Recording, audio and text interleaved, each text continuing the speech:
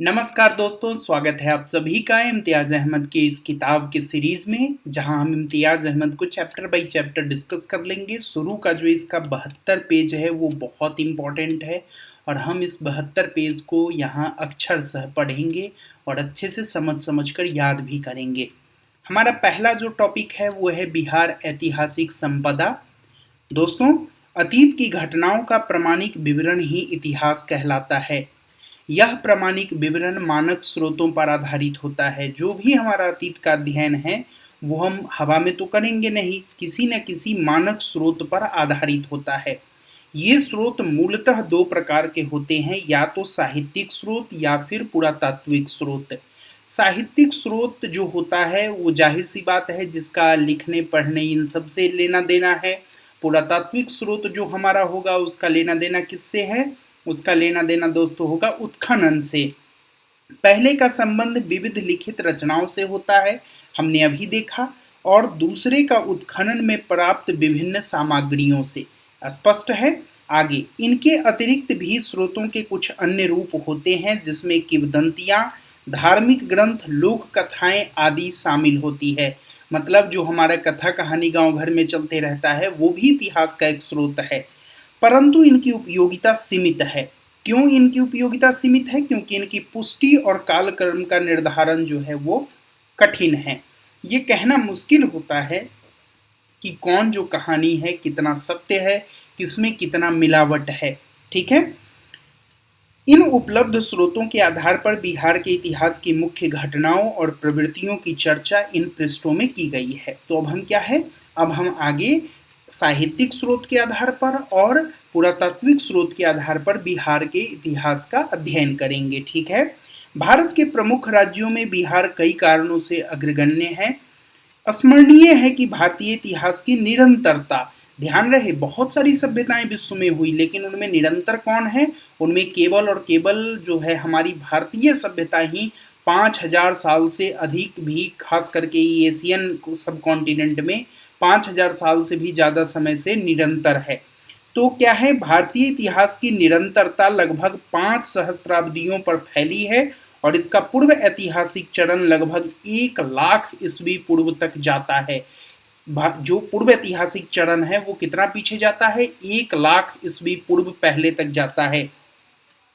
इस लंबी अवधि में बिहार की ऐतिहासिक भूमिका निर्णायक रही है और इससे संबंधित ऐतिहासिक और पूर्व ऐतिहासिक स्थल बिहार में बिखरे पड़े हैं।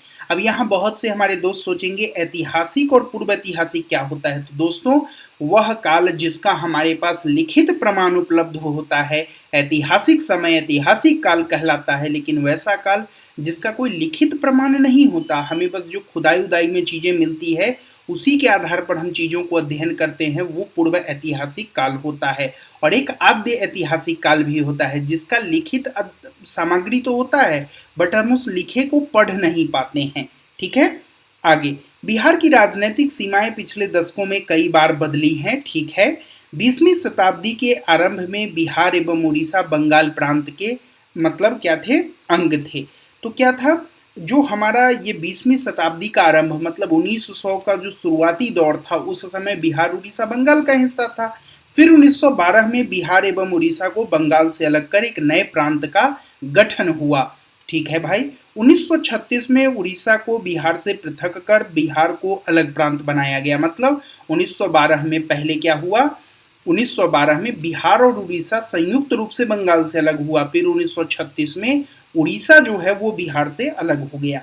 मगर स्मरणीय है कि उस वर्ष सामान्यतः 1912 को बिहार प्रांत के गठन का वर्ष मनाया जाता है।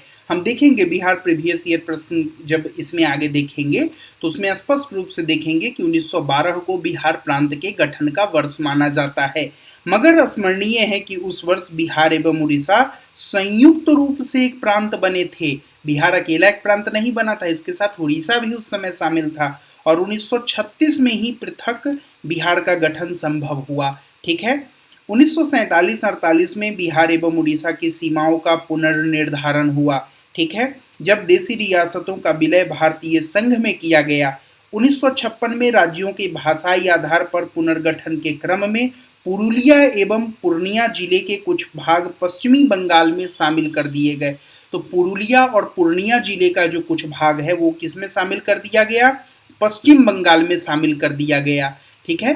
15 नवंबर 2000 को बिहार का पुनः विभाजन हुआ और छोटा नागपुर के पठारी भूखंड और इससे संबद्ध जनजाति बाहुल्य आबादी वाले क्षेत्र को झारखंड नामक नए राज्य का रूप दिया गया।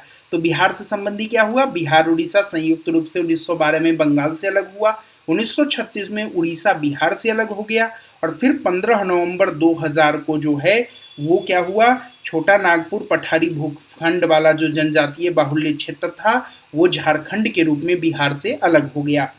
उपयुक्त राजनीतिक परिवर्तनों से परे बिहार की वर्तमान सीमाओं में घिरा ऐतिहासिक संपदा के कारण विशिष्ट महत्व रखता है। ठीक है। पूर्व ऐतिहासिक काल से ही विकसित होने वाली संस्कृतियों का यह महत्वपूर्ण केंद्र रहा है। मतलब आज का जो बिहार है ना वो सांस्कृतिक रूप से बहुत महत्वपूर्ण हो जाता है। ठीक है।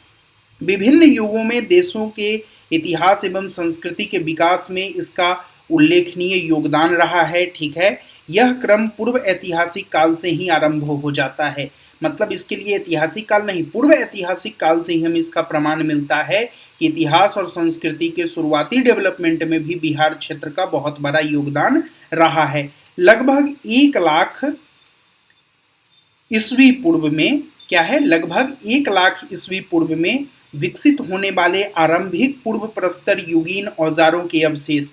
अब सोचो 1 लाख ईस्वी पूर्व का अगर अवशेष हमसे कोई पूछे कहाँ मिला है तो क्या कहोगे आप? मुंगेर में, नालंदा में मिला है। ठीक है। मुंगेर नालंदा से प्राप्त हुआ है। यहाँ पर मैं इसीलिए लिख भी दिया हूँ पूर्व मध्य परवर्ती। ठीक है। पूर्व मध्य परवर्ती पूर्व प्रस्तर युगीन साक्ष्य मुंगेर और नालंदा से मिले हैं। कौन कौन? पूर्व मध्य और परवर्ती, ठीक है, प्रस्तर युगीन साक्ष्य तीनों समय के, पूर्व प्रस्तर युगीन, मध्य प्रस्तर युगीन और परवर्ती पूर्व प्रस्तर युगीन जो है वो सब मुंगेर और नालंदा से मिले हैं। वहीं नव प्रस्तर युगीन साक्ष्य जो है सारण, वैशाली और ताम्र प्रस्तर युगीन साक्ष्य सारण, वैशाली, गया और पटना से मिले हैं। कोई दिक्कत यहाँ तक? उम्मीद है नहीं है। आगे हम बढ़ते हैं। इनमें जो मुंगेर और नालंदा से 1 लाख वर्ष पूर्व के अवशेष मिले हैं, पूर्व प्रस्तर युगीन के जो औजार मिले हैं उनमें खुरदुरे पत्थर के बने कुल्हाड़ी के फल, खुरदुरे पत्थर के बने कुल्हाड़ी के फल, चाकू और खुरपी शामिल है। मध्यवर्ती एवं परवर्ती पूर्व प्रस्तर युगीन 40,000 से 10,000 ईस्वी पूर्व के अवशेष भी नालंदा और मुंगेर से मिले हैं। ठीक है भाई। नव प्रस्तर युग के अवशेष सारण और वैशाली जिले से मिले हैं। हमने अभी देखा सारण और वैशाली से क्या हुआ? नव प्रस्तर युग का अवशेष मिला। इनमें छोटे आकार के पत्थर और कहीं कहीं हड्डी के भी बने औजार शामिल हैं। तो नव प्रस्तर युगीन औजार में क्या है? छोटे आकार के पत्थर और कहीं कहीं हड्डी के बने औजार भी शामिल हैं। इसका काल सामान्यतः 2500 से 1500 ईस्वी पूर्व निर्धारित किया गया है। वहीं ताम्र प्रस्तर युग के अवशेष सारण, वैशाली, गया और पटना जिले से प्राप्त हुए हैं। ताम्र प्रस्तर युगीन अवशेष कहाँ से? सारण, वैशाली, गया और पटना जिले से प्राप्त हुए हैं। जिस निरंतरता के साथ जितनी लंबी अवधि के क्रम में यह औजार प्राप्त हुए हैं उससे यह अनुमान होता है कि पूर्व ऐतिहासिक युग में भी बिहार मानव सभ्यता के विकास के महत्वपूर्ण केंद्र के रूप में रहा है। ठीक है। बिहार में ऐतिहासिक युग का आरंभ उत्तर वैदिक काल से जुड़ा हुआ है। तो जो ऐतिहासिक है, जहां से हमें लिखित साक्ष्य मिलना शुरू हो जाता है, ये कब से जुड़ा है? ये उत्तर वैदिक काल से जुड़ा हुआ है। कब से? उत्तर वैदिक काल से बिहार से जुड़ा है। आर्यों के पूर्वी भारत में विस्तार और गंगे घाटी के क्षेत्र में द्वितीय नगरीकरण की प्रक्रिया में बिहार विशेष महत्व रखता है। ठीक है। 6ठी शताब्दी ईस्वी पूर्व में बौद्ध धर्म और जैन धर्म के उद्गम स्रोत के रूप में बिहार ने संसार को शांति एवं अहिंसा का संदेश दिया। ठीक है। इसी क्षेत्र में विशाल साम्राज्यों की उत्पत्ति की प्रक्रिया भारतीय उपमहाद्वीप में आरंभ हुई। नंद शासकों द्वारा प्रस्तुत नींव पर मौर्यों ने एक कुशल केंद्रीयकृत शासन प्रणाली का यहाँ निर्माण किया। तो नंद शासक का जो नींव था उस पर मौर्यों ने क्या किया? एक कुशल केंद्रीयकृत शासन प्रणाली का निर्माण किया। सम्राट अशोक ने पहली बार एक कल्याणकारी राज्य का आदर्श प्रस्तुत किया। ठीक है, सम्राट अशोक ने क्या किया? सम्राट अशोक ने दोस्तों पहली बार एक कल्याणकारी राज्य का आदर्श प्रस्तुत किया। ठीक है, इसको ध्यान रखिएगा। वहीं गुप्त काल में यह क्षेत्र विद्या, साहित्य और विज्ञान की अद्भुत प्रगति का साक्षी रहा है। ठीक है, गुप्त काल में ये क्या रहा है? विज्ञान, विद्या, साहित्य के मतलब जो विकास है उसका साक्षी रहा है। पाल शासकों ने इसे बौद्ध विद्या का प्रसिद्ध केंद्र बनाया, जिससे अंतर्राष्ट्रीय ख्याति प्राप्त रही। ठीक है, तो ध्यान रखिएगा, गुप्त काल के समय विद्या, साहित्य और विज्ञान, पाल शासक के समय बौद्ध विद्या का प्रसिद्ध केंद्र था ये, और उस समय से अंतर्राष्ट्रीय ख्याति भी प्राप्त थी। चित्रकला एवं मूर्तिकला की अनूठी प्रगति भी इस युग की विशेषता है। ठीक है, तो चित्रकला और मूर्तिकला पाल समय की एक विस्तृत मतलब विशेषता है। अब हम मध्यकालीन बिहार मुगल सत्ता के विरुद्ध अफगानों की चुनौती का केंद्र रहा। तो मध्यकाल के समय मुगल सत्ता जो दिल्ली में थी उसको बिहार के जो अफगान शासक थे, खासकर शेर शाह सूरी, वो क्या है, वो चुनौती देते रहे। महान अफगान शासक शेर शाह सूरी की कर्म भूमि बिहार में ही थी। यही क्षेत्र उसके प्रशासनिक सुधारों की प्रयोगशाला रही। 17वीं शताब्दी में मुगलों के अधीन विकसित अंतर्राष्ट्रीय व्यापार का एक समृद्ध केंद्र बिहार था। 17वीं शताब्दी में मुगल के समय अंतर्राष्ट्रीय व्यापार का एक केंद्र बिहार था। यूरोपीय व्यापारिक कंपनियां इस क्षेत्र में सक्रिय थी, जाहिर सी बात है। बिहार में ही सिखों के 10वें और अंतिम गुरु श्री गोविंद सिंह का जन्म हुआ। तो श्री गोविंद सिंह सिखों के 10वें और अंतिम गुरु जो थे उनका जन्म कहाँ? बिहार में हुआ। बिहार की इसी भूमि पर महान सूफी संतों ने प्रेम, बंधुत्व, सद्भाव और धार्मिक सहिष्णुता के उपदेश भी दिए। ठीक है, तो सूफी संत से भी जुड़ी हुई ये भूमि रही है। अब हम देखते हैं आधुनिक काल में। आधुनिक काल में दोस्तों, आधुनिक काल में बंगाल एवं बिहार भारत में ब्रिटिश सत्ता के उदय का आरंभिक केंद्र था। ठीक है, ब्रिटिश सत्ता का जो आरंभ होता है वो कहाँ से होता है? रॉबर्ट क्लाइव जब पलासी को जीतता है, फिर हेक्टर मुनरो बक्सर को जीतता है, बक्सर की लड़ाई को। तो आधुनिक काल में बंगाल एवं बिहार भारत में ब्रिटिश सत्ता के उदय का आरंभिक केंद्र रहा है। ब्रिटिश सत्ता के विकास के क्रम में बक्सर का निर्णायक युद्ध बिहार में ही लड़ा गया। 1764 में ब्रिटिश सत्ता को पहली बार सशक्त चुनौती देने वाला जन आंदोलन बहावी आंदोलन, ब्रिटिश सत्ता को पहली बार सशक्त चुनौती देने वाला जन आंदोलन बहावी आंदोलन बिहार में ही संगठित हुआ। 1857 में बाबू कुंवर सिंह और पीर अली जैसे देशभक्तों ने ब्रिटिश सत्ता को यहाँ ललकारा। ठीक है, गांधी जी ने चंपारण में पहली बार सत्याग्रह का सफल प्रयोग किया। प्रीवियस ईयर प्रश्न है, गांधी जी ने चंपारण में पहली बार सत्याग्रह का सफल प्रयोग किया। ठीक है, भारत में जन आंदोलन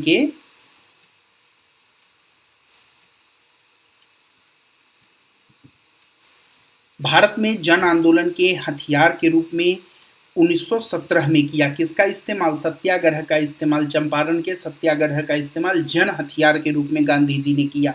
स्वतंत्र भारत का प्रथम राष्ट्रपति बिहार की भूमि ने प्रदान किया और लोकनायक जयप्रकाश नारायण की संपूर्ण क्रांति की कल्पना इसी क्षेत्र में व्यापक जन आंदोलन के प्रेरणा स्रोत रही। तो क्या है, गांधी जी का सत्याग्रह हो या प्रथम राष्ट्रपति हो या फिर लोकनायक जयप्रकाश नारायण की संपूर्ण क्रांति हो, वो सब बिहार से संबंधित है। वर्तमान समय में बिहार सामाजिक न्याय, सांप्रदायिक सद्भाव और समावेशी विकास का अनुकरणीय उदाहरण प्रस्तुत कर रहा है। बिहार की इसी ऐतिहासिक पृष्ठभूमि का संक्षिप्त अवलोकन इस अध्याय में प्रस्तुत है। तो अभी इतना ही, फिर स्रोत हम नेक्स्ट छोटे छोटे वीडियो में कवर कर लेंगे। ठीक है, तो आप सब इसको लाइक शेयर करिए, मोटिवेशन भी मिलेगा और जुड़े रहिए। धन्यवाद।